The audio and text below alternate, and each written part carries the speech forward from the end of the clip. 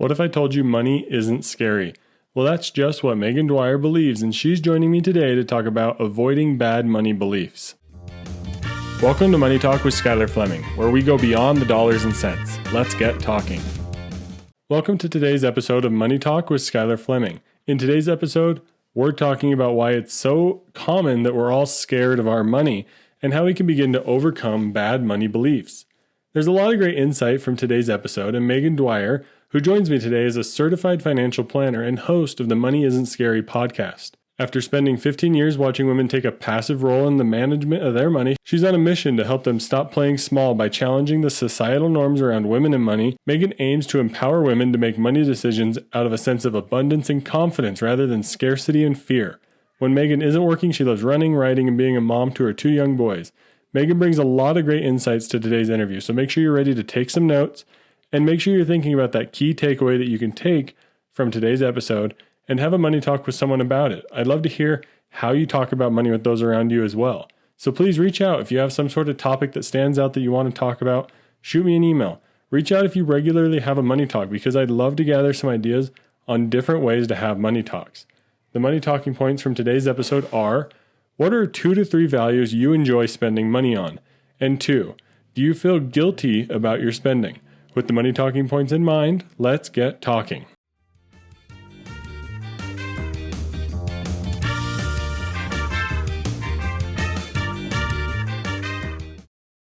Hello and welcome to today's episode and interview on Money Talk with Skylar Fleming.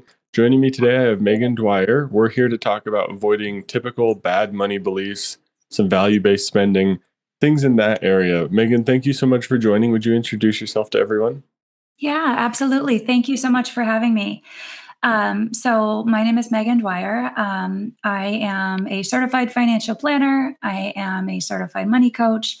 I am host of my own podcast called Money Isn't Scary, which I started almost 4 years ago now during the pandemic. And I really started that as kind of my way of dealing with all the things I was dealing with at the time.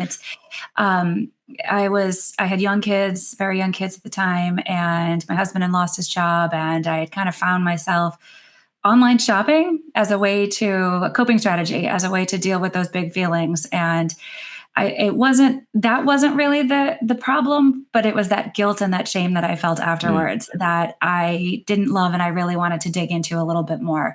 So my podcast is really a lot of that. It's my journey, my stories, my insights, the things that I've learned along the way, because I know that if I'm doing this, then there's so many other people out there that are doing it too. So I wanted to help other women know that they're not alone.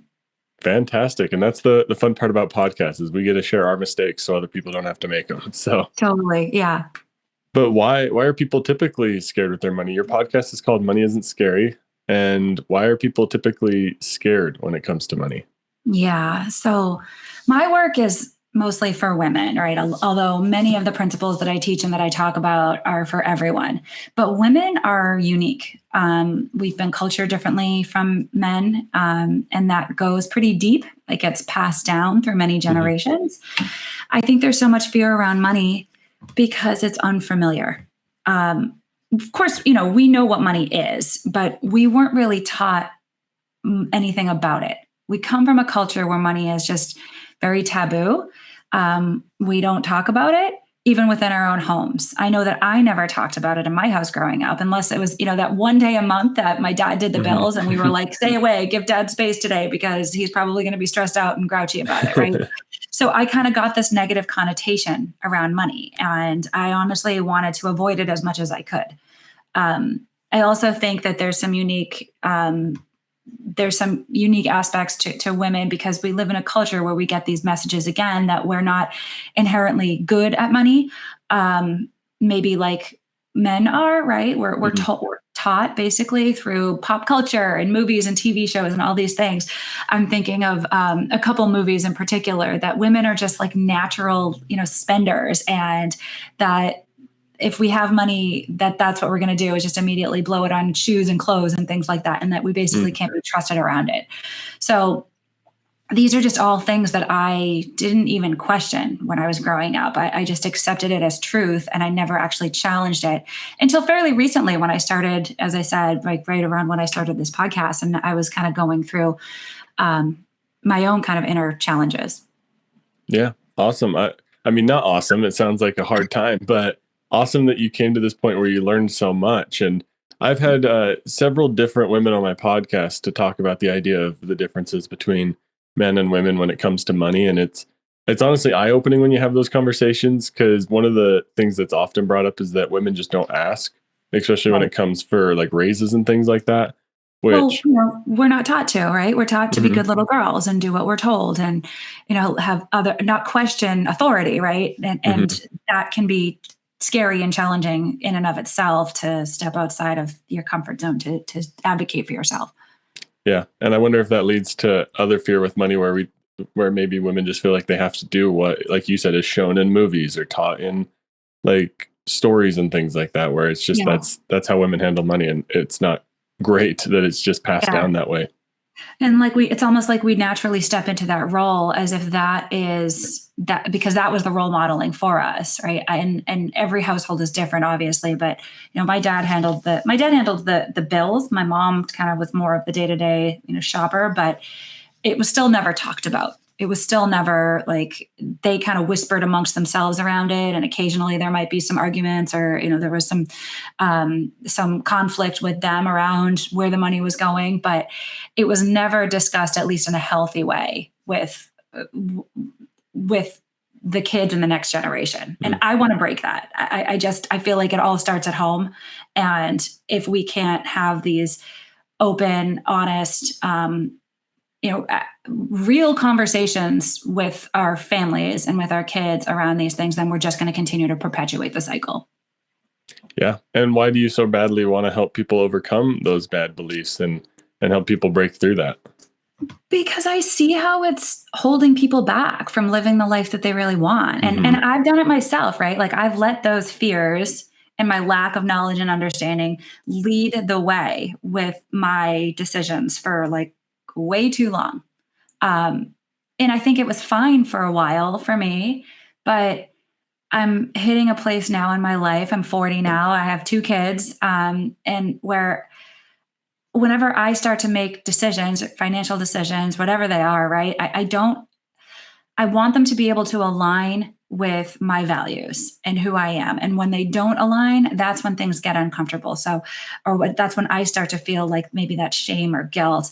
Hmm. And those are triggers that we need to pay attention to. So I think I just want to see more people in this world act and behave out of a genuine understanding and caring for who they are and what matters to them and their passions versus just kind of going through the motions and doing what they think they're supposed to do, even though that may not really align or feel good for them.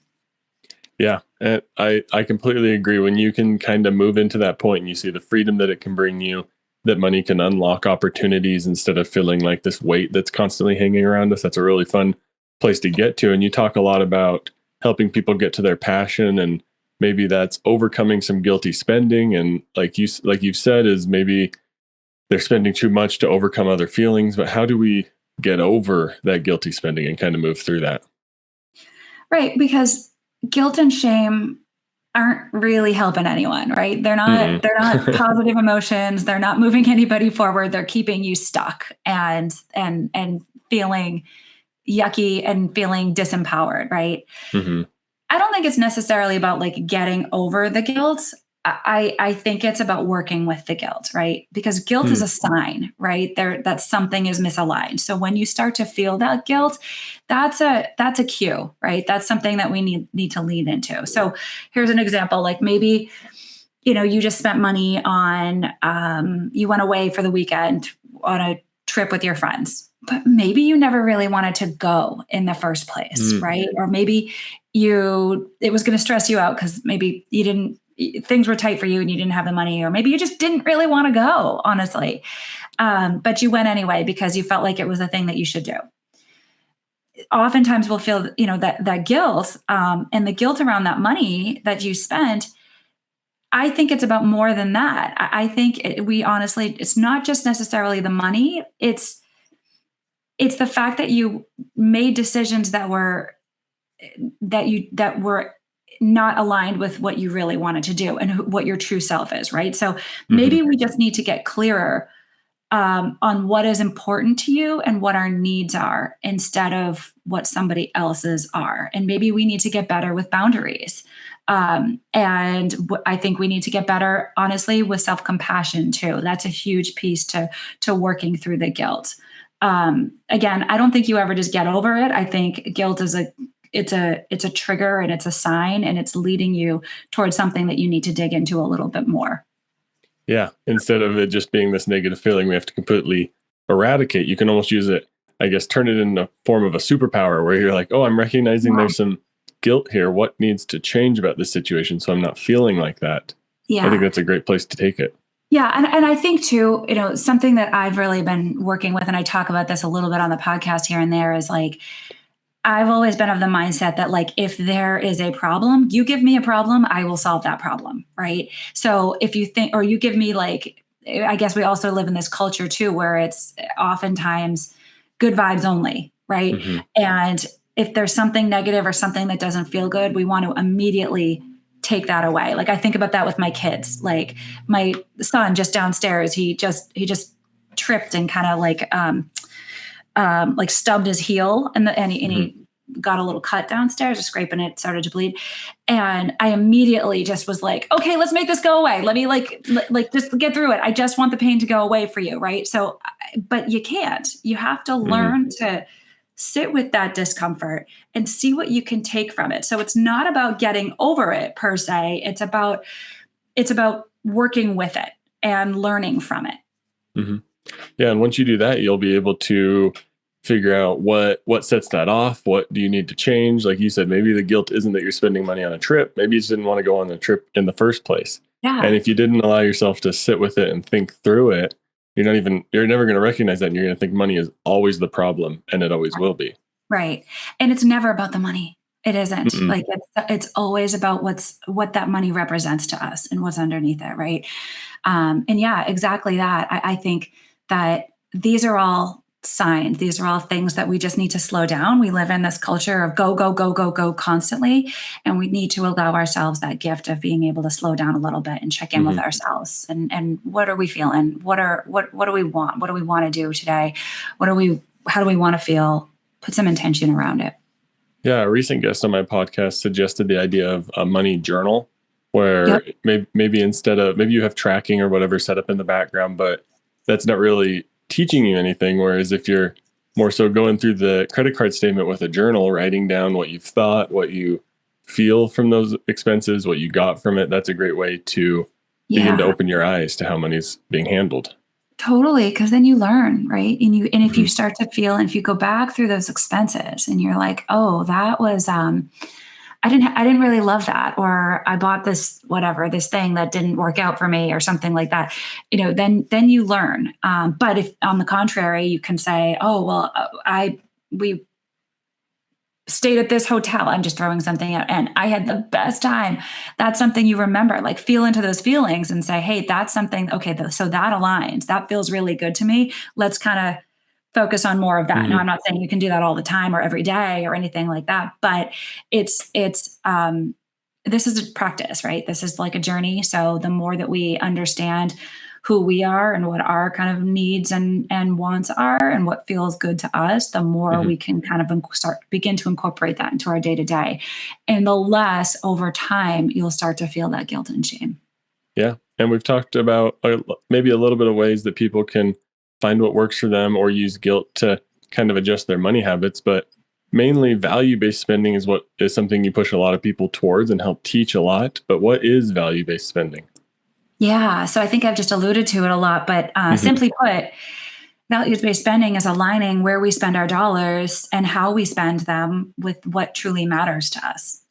And in order to do this, I think first we need to actually determine what truly matters to us, right? Hmm. So we need to do a values exercise. This is something that I encourage people to do a lot. You can just Google it, but if you go out there and just literally Google a list of values, you can find lists that, have whatever, 50, 60, 70 different values.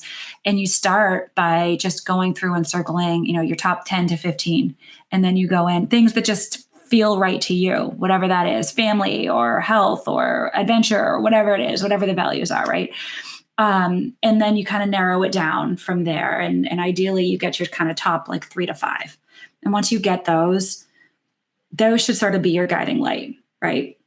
Now, I'm not going to say, like I just mentioned this, we can't use every dollar towards everything that matters to us, right? Yeah. Sometimes we just have to pay the bills.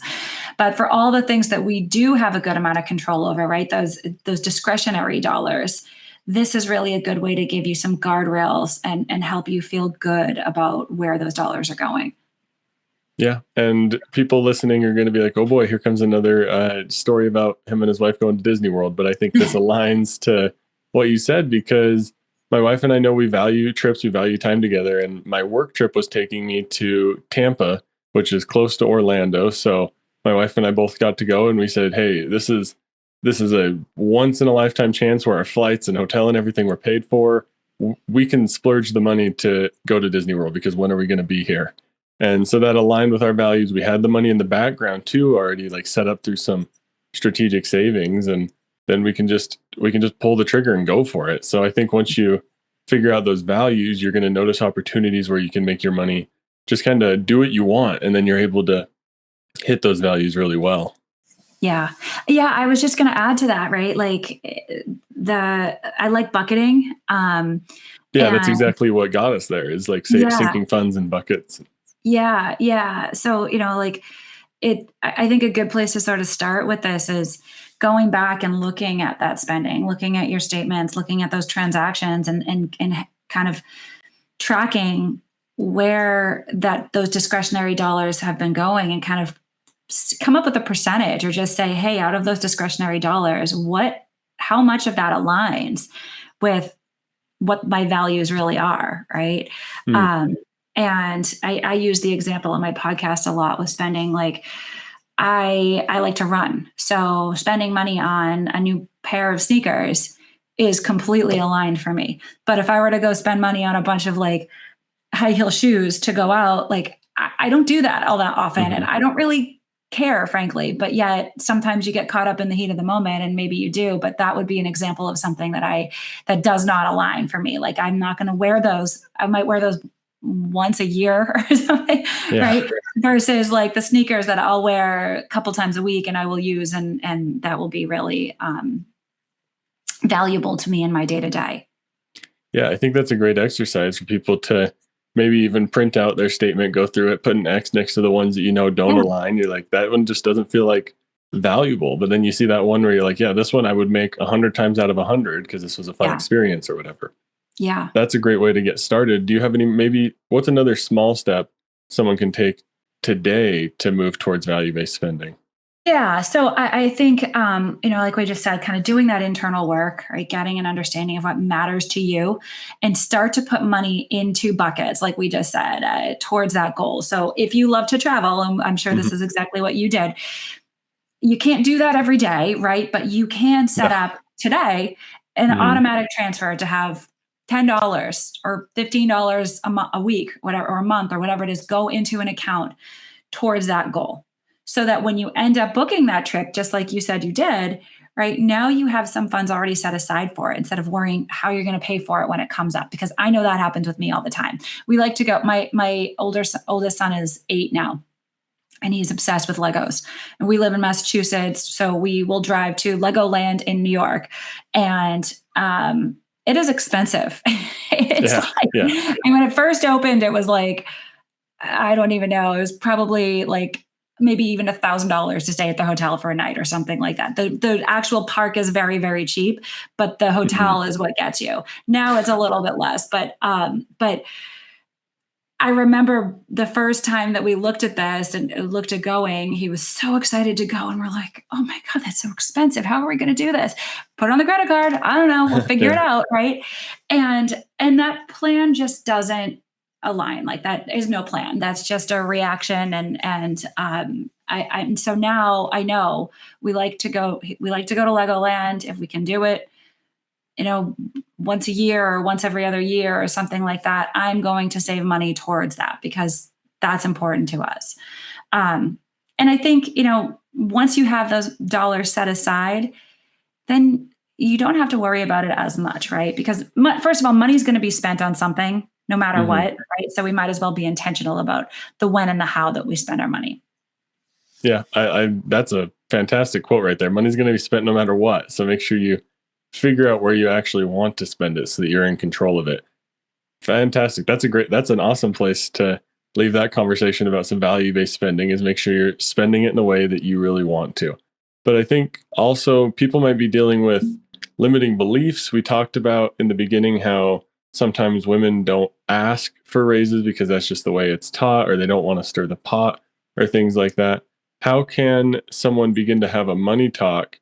Maybe they're feeling a limiting belief. Oh, I can't save money. My family's never saved money. My family's never been good with money. How can people begin to have conversations to overcome things like that? Yeah. So I think it all starts internally, right? Like you have to be able to have the guts, right? If you will, the bravery to even start questions, right? So where does that come from? That comes from curiosity within ourselves, right? So first we need to start by figuring out or working with ourselves and saying, okay, what might be holding me back, and where do I want to get to, and kind of backing into it from there. And I honestly think that starting these money conversations can be intimidating. And the way to do it is to start with somebody who is safe for you, who feels safe for you, right? You're not just going to go all of a sudden go talk to a neighbor or somebody who you don't feel like you can get the response that you're looking for, right? Or maybe the authenticity or the compassion that you're looking for, right? So I think once you kind of understand yourself a little bit more, you've gotten curious, you know what you want to ask, then just start asking. So I think, it could be a family member, it could be a friend, again, somebody who's safe, a financial expert. And I honestly throw this out to everybody too. If you can't think of anybody in your life, reach out to me. This is what I love to do. I love to talk to people about money in any capacity, right? So don't hesitate if you need somebody, but you need to find somebody who is going to make you feel comfortable and not feel stupid. Because if that happens, then you're going to just shut down and you're not going to want to engage in these conversations again. So it's really important to be empowered enough to advocate for yourself, to get curious, and to ask good questions. Yeah. And I love the one of reach out to you, reach out to me. There are so many podcast hosts, creators and the many that I've talked to, I can't think of one that would be mean to you. Like, we're all going to want to answer your questions. So if you really can't find anybody, there's so many people online who would be happy to email you about it. If you're open to it, come on their podcast. Like, there's a lot of great people out there that'll talk to you about money. So I love the idea of working through it with yourself and then just start asking. I've had people who've listened to my podcast before that just send me a message on Instagram or whatever it is. And we've just gotten on a call and just talked for 45 minutes, an hour. And that's my favorite thing to do, is just connect with people individually. And it doesn't have to be, it's not me giving financial advice. It's just creating a safe space for somebody to share what's going on in their world, because maybe they don't have that safe space, or they don't feel like they have that safe space around them in their immediate surroundings, right? So money can be so intimidating, and it's important to find the right people to talk about it. But it's so important to talk about it because it's so empowering, and all we're doing is, again, like keeping ourselves stuck or keeping ourselves small if we don't, right? So we need to be able to create that bravery within ourselves to advocate for ourselves and what we need and what we want. Yeah, I think the other warning to everyone who's maybe just about to start talking about it for the first time is you're probably going to cry. Like, money's such a heavy, like, emotion-filled thing, especially when you first start opening up about it. So don't feel guilt or worried about crying about money, because I don't know the stat, but it's definitely over half of people have cried about money or something like that. It's a very Oh high my number. gosh, yeah. Money is so um it's so emotional, and I don't think we realize it because again our culture kind of separates out so I'm a financial planner. I've been in the financial services industry for 18 years, and it's a very male dominated field, and I feel like the perception of it is that it's all business, it's all numbers, and that's what Hmm. and it's not. And when you sit down and you're working with families and couples and individuals, you recognize, especially with women, you recognize how much more meaningful their money is. It's not just about tax savings. It's not just about, Yeah. like or Roth IRAs or whatever it is. It's about so much more than that. And it runs deep. So I think again, we need to recognize and have some compassion for not only ourselves but for everyone else out there because everyone's dealing with something. Yeah. I had a recent episode about how money's more than just math. And honestly, one of the things I like to say is if it was just math, we'd have it all figured out. Money would be Of easy course, if it'd it be was just simple, math. right? We have supercomputers that would be able to figure out the optimal way to do everything, but that's just not how it works. So we have to be Yeah. understanding of the emotion. Right, which is the benefit of working with a if you are if you work with an advisor. I think that's the benefit of working with a in person versus like a robo advisor or something, Hmm. because you get that connection, you get that emotional piece or the compassionate piece. And if you're working with somebody, typically it's not their first rodeo, right? Like they've been Yeah. through this before, and they can share other experiences that help you feel less alone. I think that's a huge piece to this too. When we're struggling, sometimes we feel like we're the only one going through what we're going through at that moment. And Yeah. then once you kind of take a step back and broaden your horizons and your experience, you kind of recognize like, oh yeah, I'm not alone. I had I talk about self-compassion a lot because I think it's so foundational for this work. But I had on my podcast the pioneer in self-compassion research, Dr. Kristen Neff, on my show. And Dr. Neff talked about the three components of self-compassion. It's kindness, mindfulness, and common humanity. And common humanity is in my mind the biggest piece. It's exactly that. It's just knowing that you are not alone. We are human. Everything that you're feeling, somebody else has felt Hmm. before. And the biggest piece is being vulnerable enough to share it. And then this kind of also gets into like Brene Brown and this whole idea about like vulnerability and Hmm. shame. And if you keep shame contained, then it just festers and it creates more shame. But if you keep shame out in the open, it has nowhere to go. It has nowhere to live and survive. So it kind of just dissipates and goes away. So I think vulnerability is knowing you're not alone and also sharing your experiences is huge. And that was really like the precipice for me starting the podcast and sharing my journey. Fantastic. I hope everyone listening is feeling inspired, that they're like, wow, I've had this question deep inside for months and I'm finally going to go talk about it. They're going to reach out to one of the two of us and ask some questions and get their money talk started. But Megan, this has been a fantastic episode. We've talked about a lot and a lot of ways that people can get beyond the emotion and the math of money and really understand it on a values level. But two final questions here. One is going to be, how can people find you online or reach out to you? And then the last one, to give you a second to think about it, is what's one thing you wish you would have known sooner when it comes to money? But first, how can people find you? Okay, yeah. So you can check out my website. It's pretty simple. It's just moneyisantscary.com. And if you're interested, I said I was a certified money coach. So I now work one-on-one with individuals to be able to do this exact work, right? Go back through, understand your money story, your money history, and help you kind of create those or create awareness around those unconscious patterns that you have, so that we can kind of get you to where you want to be, right? Instead of feeling stuck where you are now. So if you want to work one on one or you're interested in chatting more, just go to the website and you can get in contact with me there. And I'm also out there on social media. I'd say I'm most active these days on Instagram, just at Money Isn't Scary. Awesome. Fantastic. Those are some great places to find you. Reach out if you have any questions, of course. But Megan, what is one thing that if you could tell yourself 20 years ago or so, what's one thing you wish you would have known sooner about money? Yeah. and I think we've talked about this as well, but that this idea that it's not about the numbers.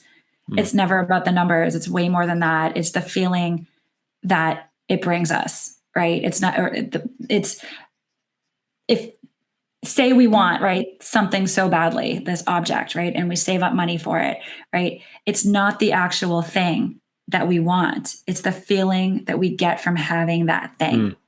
Whatever it is, adventure, luxury, safety, freedom, whatever it is, right? There's so many ideas or so many things that we're craving. That amount that we've saved in our bank account, right? Like it's not necessarily the amount or the dollars. It's just a number, which actually means nothing in and of itself, but it's what that number represents to us that matters. Maybe it's status or, again, safety, freedom, that kind of thing. So that's what I've learned through this journey, that it's not about the money. It's about what the money means to us. Wow. Yeah. That's an eye-opening, like, mic drop moment to leave it on. So Meghan, thank you so much for joining. This has been a great conversation, and I appreciate you coming on. Thank you so much for having me. This has been so fun.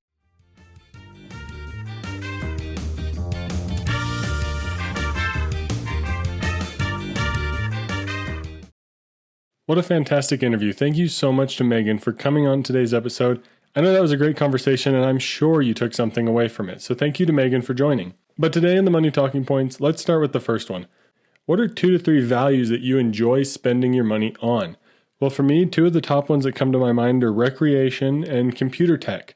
Recreation in terms of like paying that admission fee to go to a national park. That is an easy, 100%, doesn't bother me at all, fun time spending money.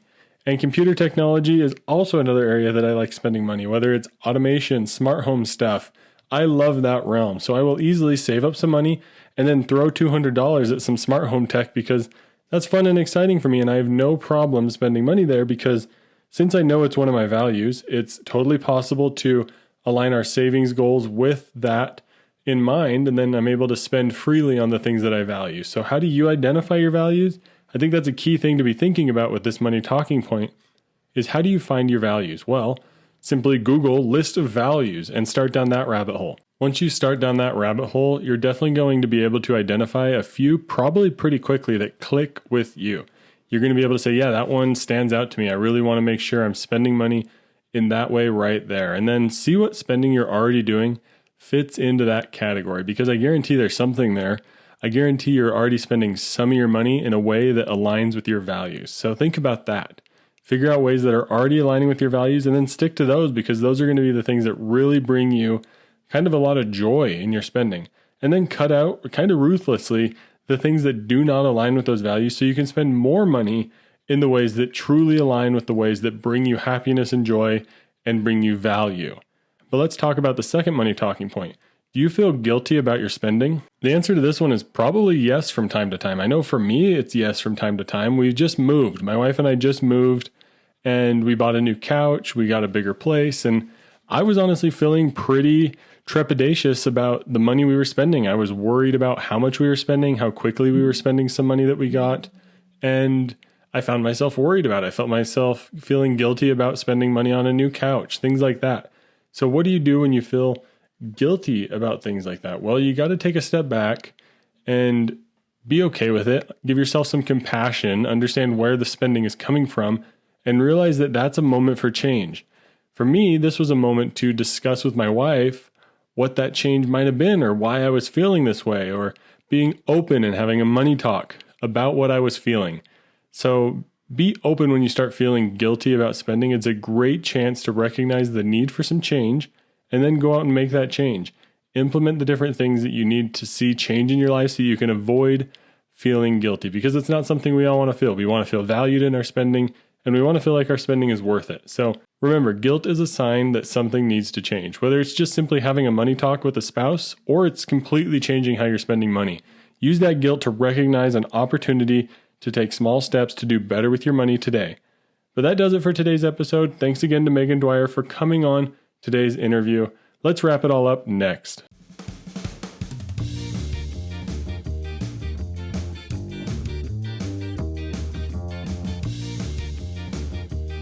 Thank you so much for listening to today's episode. I really do appreciate it. And thank you so much to Meghan for coming on today's interview. And I think aligning your values with your spending is going to prove worthwhile for anyone listening to this and anyone you share this with and have a money talk with. I know that I find the most value in spending ways that really do bring me a lot of fulfillment, like enjoying nature at national parks, enjoying the outdoors with my wife because we both have a nice paddleboard or something, or a nice e-bike. It makes it a lot easier to save for, but it also makes it a lot easier to spend when you look at those hefty price tags and know that it's going to bring you value. So make sure you're aligning those values with your spending so that your spending can truly be worthwhile. So what bad money belief do you have right now in your mind that you're going to work towards overcoming after today's episode? I'd love to chat about it with you. Shoot me an email. Let's have a quick conversation about how you can take some small steps today to figure out how to get past that bad money belief that's holding you back. Take a small step towards it and then keep working forward. But thank you all for listening. We just passed 3 years and we're still going strong. Please share this episode with a friend and leave a 5-star review on your way out of your podcast player so that we can continue to grow and share the good news of talking about money. But thank you for listening to Money Talk with Skylar Fleming. I'm your host, Skylar Fleming. Have a great week. Thank you for listening to Money Talk with Skylar Fleming. This show is provided for informational and entertainment purposes and may not be specific to your unique situation. Please be sure to do additional research before making any financial decisions.